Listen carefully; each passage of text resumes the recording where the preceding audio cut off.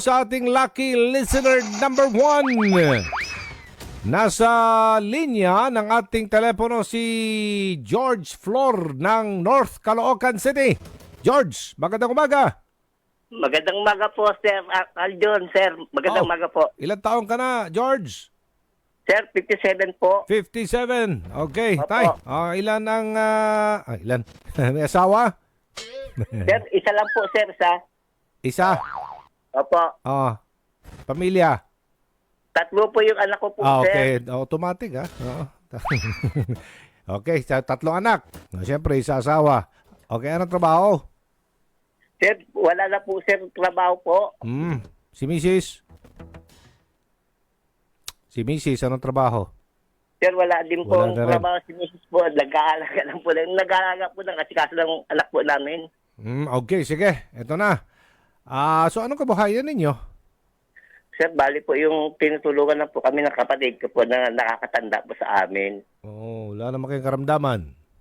Wala. Okay naman po. Okay. Siguro, pwede naman tayo dyan bumili ng ng saging saba. At magtinda-tinda tayo dyan ng maruya. Opo. Maging madiskarte lang sa buhay, no? George? Opo, Sir. Maganda yan. Sabat, ito na. 2,500 Opo. pesos, George. Ang tanong, ito na. Pwede na Opo. ito. Pamuhunan para sa inyong maliit na negosyo. Kung naisipan Opo. niyo, ha? Ano ang pangalan ng Metro Manila Council Chairman na ating nakausap kanina lamang? Sir, si Francis, Mayor Francis Zamora po. Yun. Congratulations, George. Opo. Congratulations. Magpasalamat Opo. ka kay Kong Erwin Tulfo. Go ahead. Opo.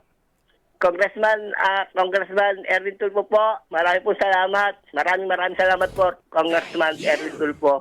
Okay, sa ating programa. Sir Adjos, maraming po rin salamat po sa inyo. walang anuman. Stop niyo po. Sa Sir, ating salamat programa po. din. Sa Punto Asintado Reload. Magpasalamat. Opo, sir. Okay, sige.